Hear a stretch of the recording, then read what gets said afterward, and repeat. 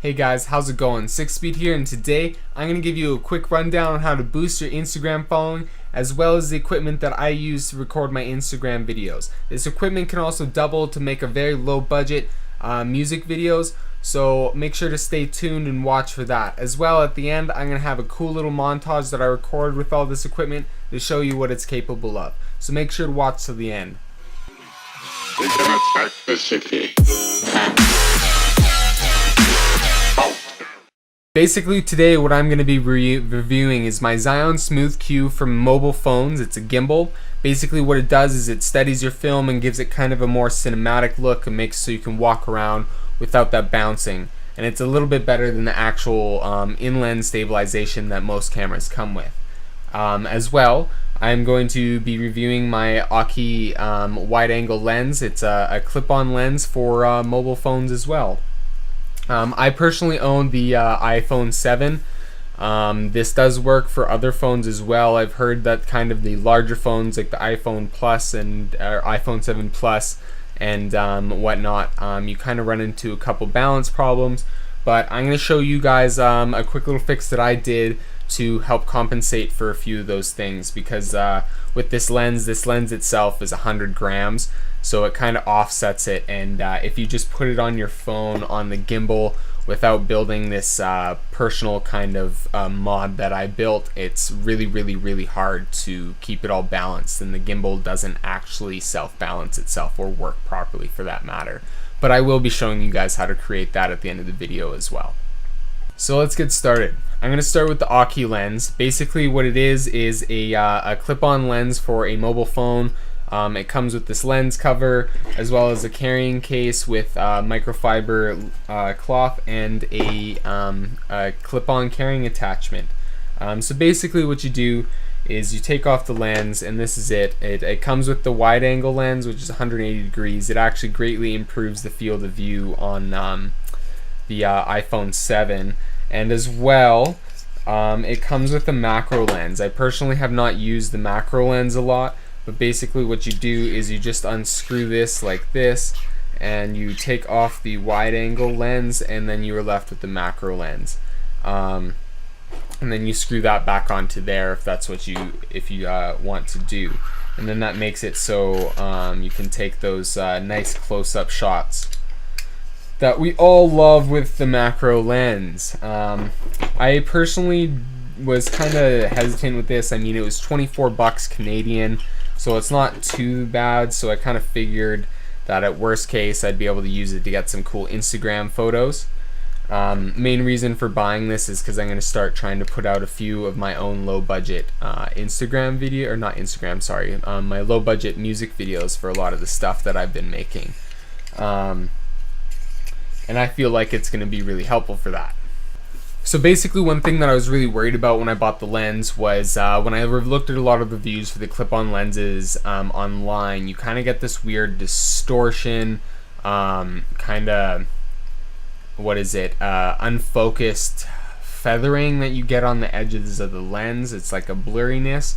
And I was kind of worried that that was going to happen, but with this lens I was really impressed with it when I put it on, because as long as you take the time to properly center it on your iPhone, or not your iPhone, your camera lens, I don't notice any of the blurriness. At least in comparison to a lot of the other videos that I was watching online, it was really drastic and severe, whereas on mine, with my untuned eye, because I'm just getting into filmography, but basically with my untuned eye I wasn't able to see anything until I actually took it and uncentered it on my camera lens. And that was a big thing which made me really happy. And it, like I mentioned earlier, it greatly improves the field of view with the iPhone. I'm probably going to put in a comparison video at the end here and just show you how much better it is with, I think it's 180 degree. I might be wrong. Again, I'm going to have a link to all the products in the description below. So if you're interested in buying them or doing a little bit more research on them, which I suggest you do, then they'll be there for you. And basically with the Zhiyun Smooth Q Pro, I was kind of, I mean, it cost me about, for both the lens and the Zhiyun, it was about $189 Canadian shipped to my front door. And you know, I was a little hesitant with it because a lot of the stuff that I was watching, there's this weird jelloing effect that you can get with it when you're walking. And it basically just kind of, due to the stabilization on your iPhone lens and the stabilization of the gimbal, it more or less creates, if you will, a feedback. So it tries too hard. They just don't work on each other, and it creates this weird effect. If you go and Google jelloing effect, there's lots of videos that show you and give you examples of how it works. I personally haven't really encountered it yet, and from what I can understand, it seems like the only time that it's really affected is when you do sped up footage of, let's say, you walking around in or just walking around in general or running. It gives a weird effect that you really notice, and is intensified when you speed up the footage. I, however, really only use this for time lapses and then for regular timed footage or slow motion when I'm walking around, so I haven't noticed it too much. And as well, people talk about this ninja walking technique that you have to use. I haven't even really had to install or really pay attention too much to my walking with getting my footage. I mean, maybe it's just I have to go out and use the product more to encounter it and maybe find out how this gelling effect comes into play more. But so far I've been really confident with it. I watched a lot of reviews. I even read a lot of reviews online and a few things, and it kind of really turned me off of the product. But in all honesty, I have to say this is a very good product, and I'm very pleased with it. So basically, for a $200 budget, I have a very good camera setup now with my regular phone included, that makes it so I'm comfortable making videos, and I'm gonna actually start processing some music videos for my future content here with this. It's gonna make it really useful. So that's kind of again why I'm doing this video, is just to help you guys be able to improve and develop as a independent artist, right? Because it's really expensive to be able to go out and pay somebody else to make you a music video. But if you're able to find some cheaper equipment to do yourself, it's going to help you a lot. But basically, the Zhiyun Smooth Q Pro, super impressed with. Haven't had to deal with that jelloing effect too much. And when I do the sped up footage, it's usually kind of like a time lapse, like the example video I'm going to have in the end. So you don't really encounter it too much, because when I do my time lapse, I put it on my tripod and then it sits there and I don't move and it doesn't bounce around.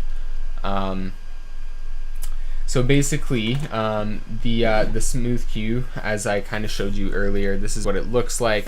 This is where it holds on to your phone. It comes with a joystick that works. It connects through Bluetooth and allows you to move the gimbal around and adjust your camera. It has an optical zoom that you can use. Again, only works if you're using their app, which I use an app called Filmic Pro. Costs about $24, but it is a pretty good filming app. I mean, the Zhiyun Pro app Zhiyun app that they have is a very well a good app as well. But I just kind of, I don't know, went with the name brand because that's what I do most of the time. Unfortunately, it cost me some money, but I do get good results. As well with the gimbal, it comes in this carrying case that everybody shows. It looks like a little mini violin case. It's pretty good and sturdy. It definitely looks like you could it'll keep the gimbal safe, which is a big thing, because the gimbal is made out of plastic, which is one thing I'm not super keen on. It is a durable plastic though, don't get me wrong. It's just it would be nice to see metal. But then again, I mean, there's the more expensive Zhiyun's gimbal that they have out there that is made out of metal, and it seems like it's pretty good, but it was a little bit more expensive, so I decided to go with this one. And again, I'm very pleased with it. It looks like you could again probably drop it from some smaller heights and it's not going to do too much damage, but you definitely want to be careful with it for sure. So now on to the counterbalancing problem. Basically, I will give you guys a quick little example here, and I'll set this up.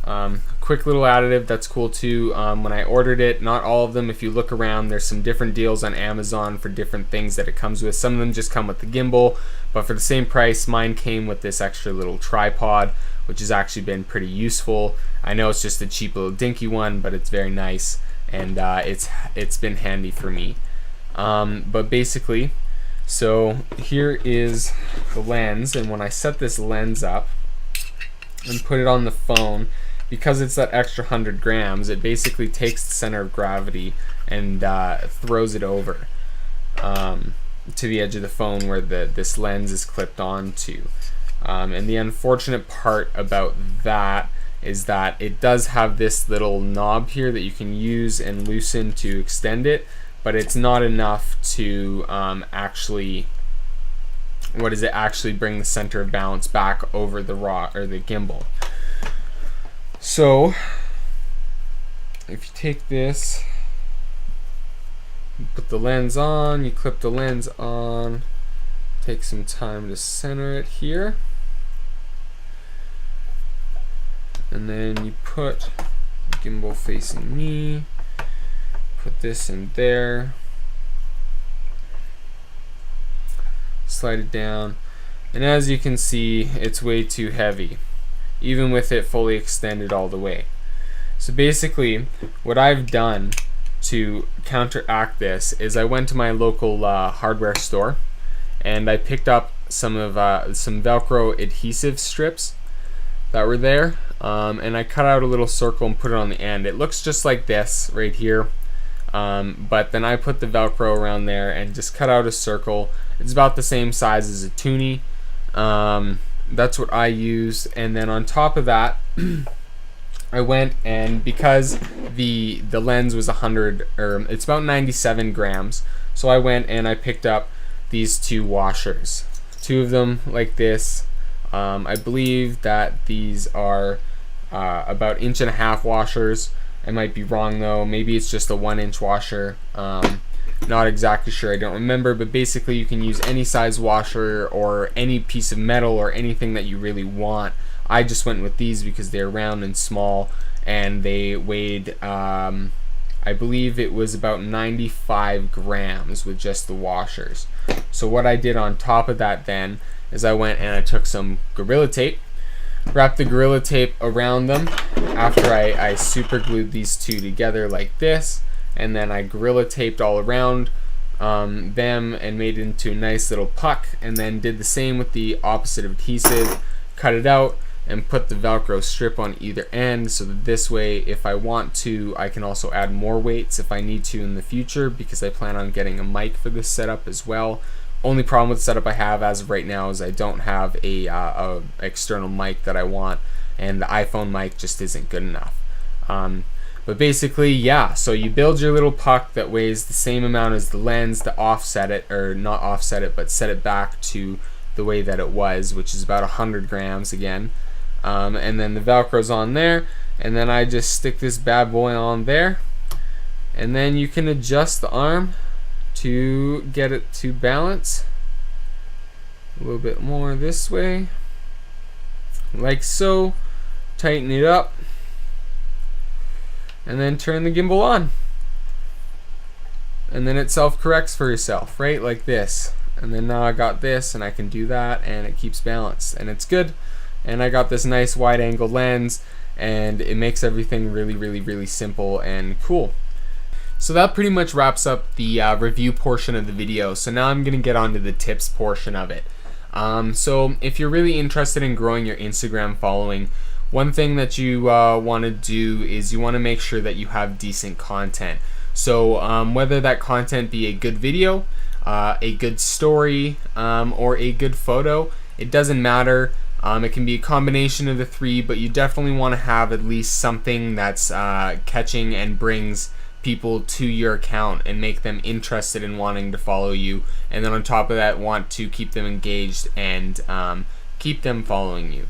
One way of doing that, as well as having the engaging good content, is you want to be consistent. So like I kind of pointed out a lot in my last SoundCloud tips video, a lot of that stuff applies here, right? Like you want to be consistent, so I try to post a minimum of 3 times a week. I find if I post any less than that, then I actually start to lose followers. Whereas if I post 3 times a week, the amount of followers that I'm gaining, I don't notice the 3 or 4 people that I lose a week that only followed me because they didn't actually care my content, they just wanted me to follow them back, but I didn't.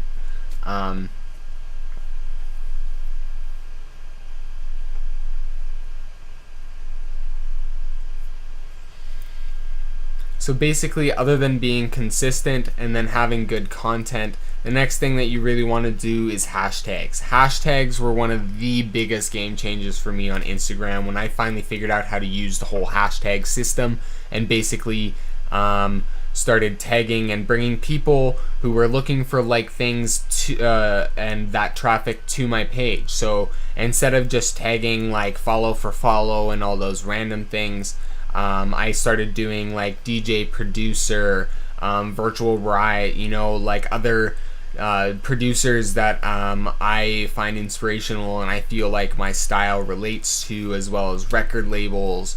Like even if I use a sample from like Rick and Morty or something, then I'll throw Rick and Morty in there so I can bring them there. It's just kind of general. You want to figure out how you want to target that. So basically the only hashtags you really want to be using are the ones that that the people that are going to be looking at those hashtags are going to be interested in your content, right? So for instance, if you have a picture of a cupcake, you don't want to tag like death black metal or something. I mean, sure, there's a lot of guys out there that listen to Norwegian black metal that love their cupcakes, right? But you're more likely to, if you tag for bakers and chef and pastry and stuff like that, you're gonna have people who are more engaged in your content. So that's gonna help a lot more in building a following and just helping people kind of even engage in it and just want to look at it and care about what you're posting. So that pretty much sums up the video. Don't forget to like, comment, and subscribe. I got a lot more content coming out for you guys.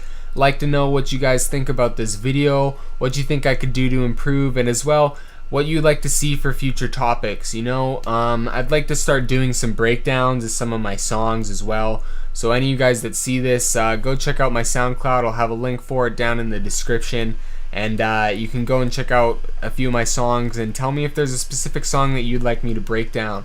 I'm willing to do kind of any sound design tutorial for many of my songs that I've released, and give you guys a general rundown of what I've done and how I achieved what I did.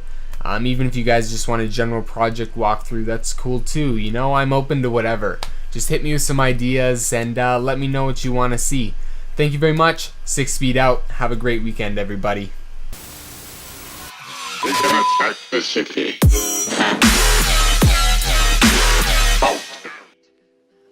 Watching our TVs while some local newscaster tells us that today we had 15 homicides and 63 violent crimes, as if that's the way it's supposed to be. We know things are bad, worse than bad.